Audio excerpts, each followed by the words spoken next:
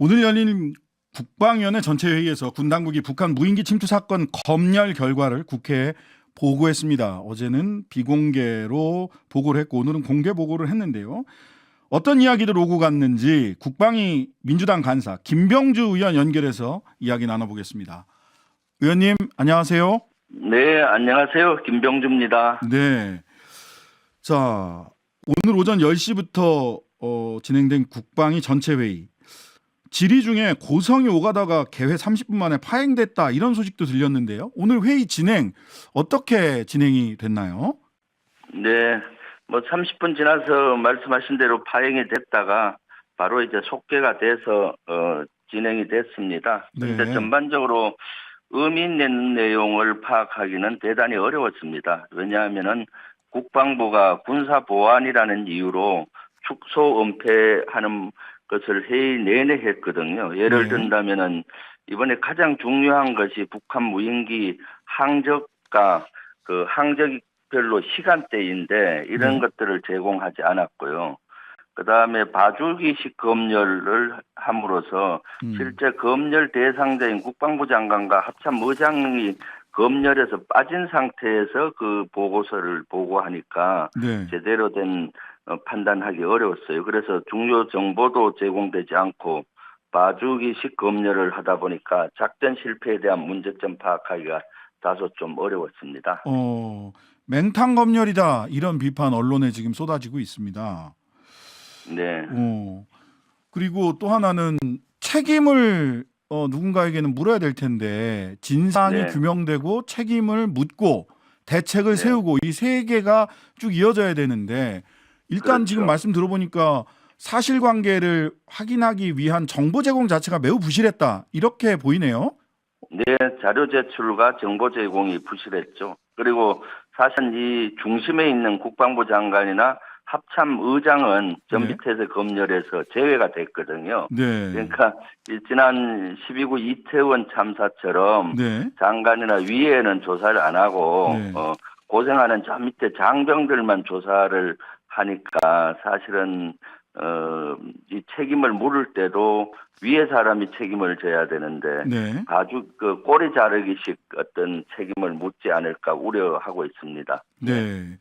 그 일각에서는 국민의힘 쪽에서는 지금 누군가에게 책임을 물으면 북한의 의도에 넘어가는 거다. 그러니까 책임을 묻기보다는 대책을 세우는 데 집중해야 된다. 이런 얘기도 합니다. 이게 네. 어떻게 군에서는 책임은 안 묻고 대책만 세우는 이런 게 일반적으로 통용될 수 있는 이야기인가요?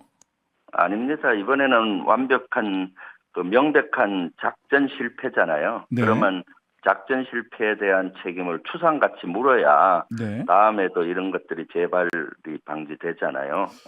신상필벌이를 가장 엄정히 하는 데가 군이고 신상필벌이 됐을 때 군기가 서고 나중에도 작전을 잘할 수가 있는데 이것을 마치 북한이 의식해서 못한다. 그것은 말이 안 되는 것이죠. 네. 네. 그렇다면 지금 언론에 보도된 바에 따르면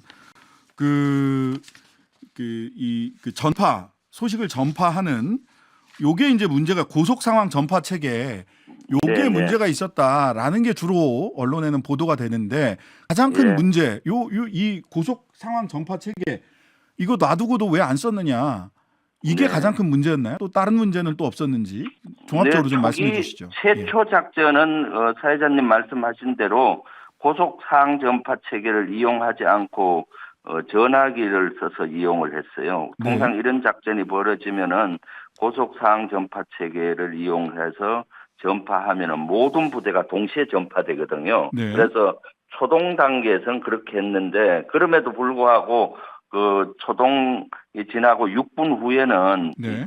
10시 19분에 최초 탐지돼서 25분에 무인기로 식별하고 전화로 군단에 보고했거든요. 네. 그럼 군단에서는 이런 그 고속 상황 전파뿐만 아니라 C5I 체계가 다 촘촘히 모든 부대 군단급 이상 부대가 연결이 되어 있습니다. 네. 그리고 화상 시스템도 돼 있고요. 네. 그러니까 그런 것들을 작동을 해서 했어야 되는데 네. 군단은 군단대로 지체하고 또 위 부대인 지작사령부는 지작사령부대로 또 뭐 하긴 하는데 오래 걸리고 합참하면 합참대로 국방부는 국방부대로 이렇게 된 것 같아요. 그러니까 군단급 이상 제대의 지휘관들의 안일한 자세 그것이 저는 더 큰 문제라고 봅니다. 아, 근데 이제 또 이런 분석도 하더라고요. 왜 고속 상황 전파 체계를 사용하지 않느냐에 대해서 하나는 소위 군단이나 또는 군 간의 해군, 뭐 육군,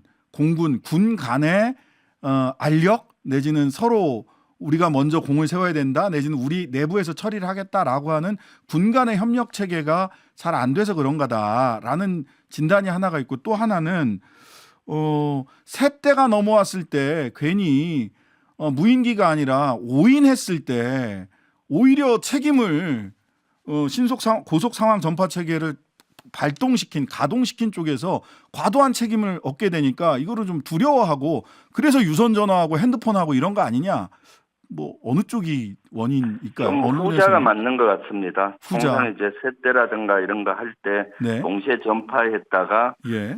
셋대로 판명이 되면은 좀 거기에 대해서 여러 가지 문제가 자기에게 돌아올 것 같은 그런 것들이 있는데 그럼에도 불구하고 예. 사실 셋대라고 하더라도 고속 상황 전파 체계로 하고 네. 그다음 하긴 하니까 셋대라고 하면 오히려 그걸 잘했다고 그동안 칭찬해 왔거든요. 거기에 그래요? 대해서 전혀 문책하거나 그러진 않았습니다. 네. 저도 무인기 작전을 군에 있을 때 군단장 때 가끔씩 했었는데 일단 셋대로 하더라도 그것이 정확하지 않기 때문에 일단 합참까지 쫙 보고가 되고 전파가 됩니다. 네. 그리고 나서 판단해보고 셋대다 상황 해제해도 되겠다 이렇게 하거든요. 네. 그랬을 때 오히려 상급자들이 그 24시간 살아있는 체계를 유지하지 않습니까? 네. 그래서 오히려 칭찬받는 건데 여기에 주저주저한 것은 사실은 밑에 말단 장병은 그렇게 할 수 있어요. 그렇지만 군단장들 이상이 이렇게 했다는 것은 저는 네.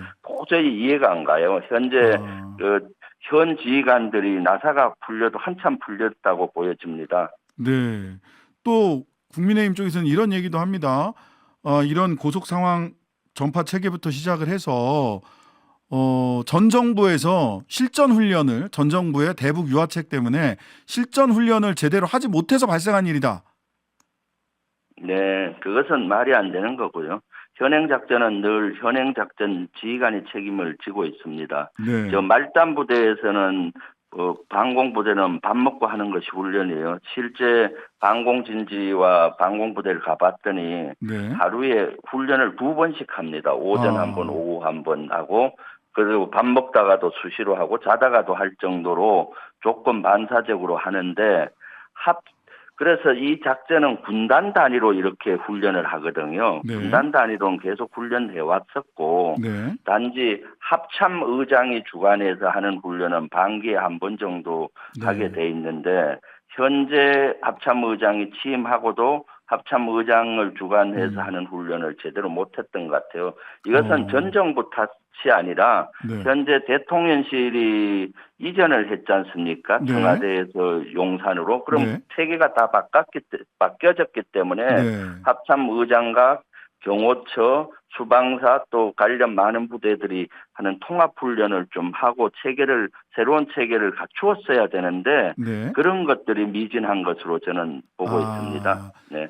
대통령실 용산 이전으로 통합 체계에 맞춘 네. 훈련을 제대로 시행하지 못한 것이 원인으로 오히려 보인다. 네, 그렇습니다. 그러다 보니까 예. 경호처와 수방사 간에도 협조 체계가 안 돼 있고 네. 또 수방사 합참 예하부대 간도 안 돼 있고 우왕좌왕한 것이죠. 네. 예. 오늘 익명의 군 관계자를 인용해서 언론 보도가 이런 게 나왔더라고요. 비행 금지 구역 문제로 경계 구역에서 격추하지 못하는 문제가 발생하고 있다라면서 어려움을 토로했다.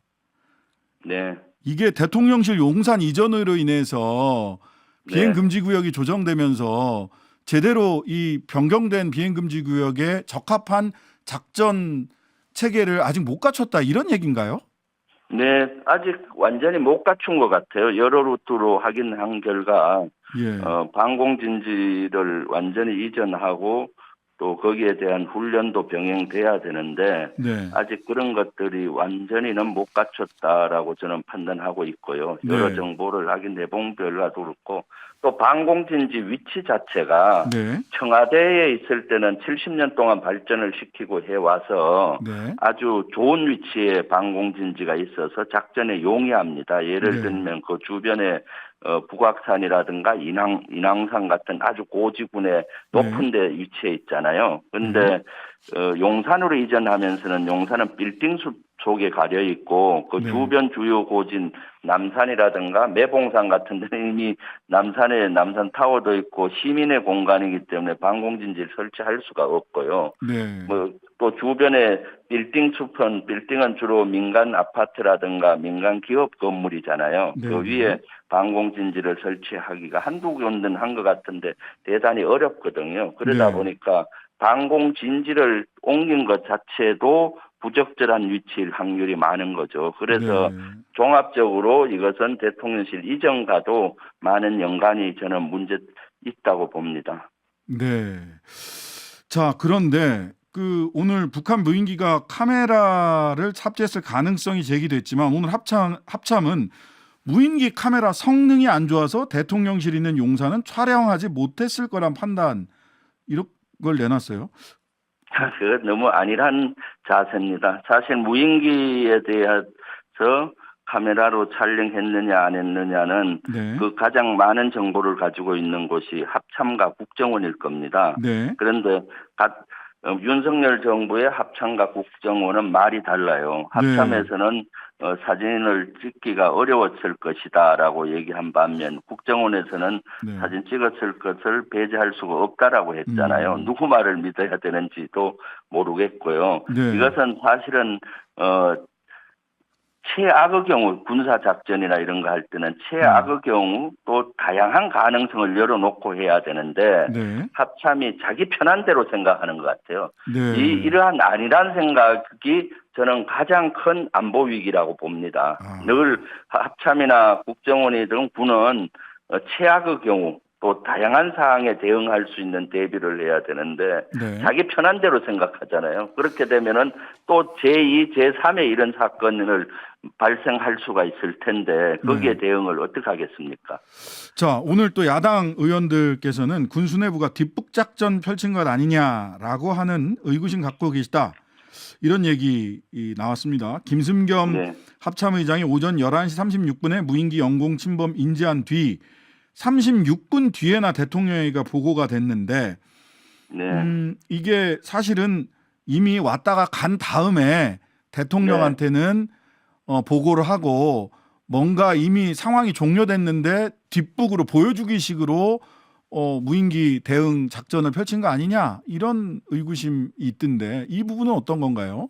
네, 늦어도 너무 늦고 너무나 뒷북 작전이었죠. 네. 그러다 보니까 문제가 많이 생기는 겁니다. 네. 지금 최초로 탐지된 것이 10시 19분이고 10시 25분에 무인기로 거의 추정을 했어요. 그럼 10시 25분부터 모든 부대가 작전을 하고 대통령까지 보고를 했어야죠. 왜냐하면 이것은 북한 무인기가 우리 영공을 침투한 거 아닙니까? 그렇죠. 이번에 무인기가 정찰용으로 사용해서 다행이지 사실은 거기에 자폭 무인기라든가 폭탄을 실었다든가 생화학 무기를 실었다면 끔찍한 사건이 일어날 거 아닙니까? 그렇죠. 그런데도 불구하고 그 무인기가 서울 상공을 지나고 경기도로 이미 빠져나간 시점에서야 합참 의장도 알고 국방부 장관도 알고 대통령도 알고 이랬다는 것은 말이 안 되는 것이죠. 그래서 너무나 늦장 대응이었고 그러니까 그 다음 대응 조치들이 다 엉터리로 가고 있었던 것이죠. 네. 자, 여러 가지 측면들을 쭉 살펴봤는데요. 자, 이런 측면에서 쭉 봤을 때 누가 어느 정도 책임, 즉 누구를 어느 정도 문책해야 된다고 보시나요? 사실 이 문제가 참 어려운 것 같습니다. 12구 이태원 참사에서도 이상민 장관이라든가 국무총리라든가 대통령실 이런 데는 조사를 하지 않고 말단 경찰서나 지자체만 조사를 했잖아요. 그렇습니다. 이번도 그와 같은 것 같아요. 사실 가장 큰 조사 대상은 대통령실과 안보실, 경호처 국방부 장관, 합참 의장인데 합참 모두가 조사에서 제외됐어요. 그리고 네. 진짜로 고생하는 우리 말단 장병들만 조사를 하고 있으니 음. 아마 그 책임을 국방부에서는 말단 꼬리 자르기식으로 밑에 하급 부대만 묻지 않겠나 하는 우려를 저는 깊게 하고 있습니다. 진작 책임을 져야 할 사람은 이런 것은 국방부 장관과 합참의장이 우선이겠죠. 예. 네. 또 이것도 꼬리 자르기식으로 끝내는 거 아니냐라는. 오늘 참 유엔사에서요. 유엔사에서 북한이 무인기 침투에 대해서 똑같이 정찰기 송골매 북한에 투입했던 거 우리 네. 측에서 이게 네. 눈에는 눈, 이에는 이, 뭐 확전을 각오하고 뭐 이렇게 대통령이 지시해서 그랬다라고 하는데 이거 남북한 모두 정전협정 위배됐다 이렇게 얘기를 했어요. 그럼 우리 대응이 적절했느냐 평가가 좀 있어야 될 것 같은데요. 네, 적절하지 않았죠. 사실 유엔사에서도 말씀하신 대로 우리가 우리 무인기를 대응 차원에서 북한에 보낸 것은 정전 위반이다라고 얘기했어요. 대단히 이례적입니다. 네. 사실 북한이 도발을 했을 때 한미연합사가 한미가 같이 대응을 하거든요. 그렇죠. 그 한미연합사령관은 유엔 사령관을 겸하고 있습니다. 네. 그래서 북한 도발에 대한 대응을 정전협정 위반이다라고 해본 적이 별로 없습니다, 솔직히. 그런데 이번에는 그냥 기계적으로 조건 반사적으로 이렇게 무인기가 왔으니까 그것을 책임을 면피할 목적으로 바로 우리 무인기를 이렇게 보인 걸로 보여요. 그러다 면피용이다. 보니까 아마 사전에 유엔사나 그 연합사와 이런 협의도 없었던 것 같고요. 충분한 협의가. 네. 그리고 또 이런 것들은 조건 반사적으로 또는 비례적으로 이렇게 하는 것은 결코 바람직하지 않습니다. 강대강으로 계속 가고 안보 위기가 고조되잖아요. 이렇게 자유권 차원에서 하더라도 우리 전략적으로 북한의 의지를 도발 의지를 꺾는 어떤 방안을 한다든가 충분한 검토를 해서 자유권 차원에서 해야 되는 건데 이에는 이 눈에는 눈 이런 식으로 하는 것은 결코 한반도 문제를 해결할 수 있는 것이 아닙니다. 네. 점점 한반도를 긴장으로 국면으로 몰고 가고 전쟁의 먹구름을 끼는 거죠. 그렇게 되면 바로 경제 위기와 연결되잖아요. 우리는 안보가 조금만 무너지는 기미만 보이면은 경제가 먼저 무너집니다. 왜? 외국 바이어들이 한국이 위험하니까 자본금을 빼갈 확률이 많잖아요. 네. 그래서 항상 우리가 우려하는 것이 코리아 리스크 이런 거였는데 네. 지금이 이와 비슷한 사항이라고 보여집니다. 예. 강경한 태도와 입장은 있는데 강력한 대책은 여전히 수립되지 않은 것은 아닌가라는 걱정이 드는데요. 마지막으로 한 가지만 더 여쭙겠습니다. 북한 내통설 관련해 가지고 어떻게 오늘 사과는 좀 받으셨습니까, 의원님? 뭐 진심 어린 사과는 못 받았지만은 그것이 아니라라는 확답은 받았어요. 국방부 장관은 저를 겨냥을 해서 뭐 이적 행위를 한 것이 아니다라고 그때 잘못을 인정했고요. 신원식 의원은 사실은 사과를 해야 되는데 이번에도 사과는 하지 않았지만은 그것이 간첩으로 나는 주장한 적은 없다. 그냥 정치적으로 레토릭으로 얘기했다는 식으로 얘기하는데 참 그 의의가 없네요. 사실은 그 정치인들은 지켜야 할 선이 있잖아요. 북한 내통설은 국방위원으로서 너무 나간 것이죠. 네, 오늘 말씀 감사합니다. 지금까지 국방위 김병주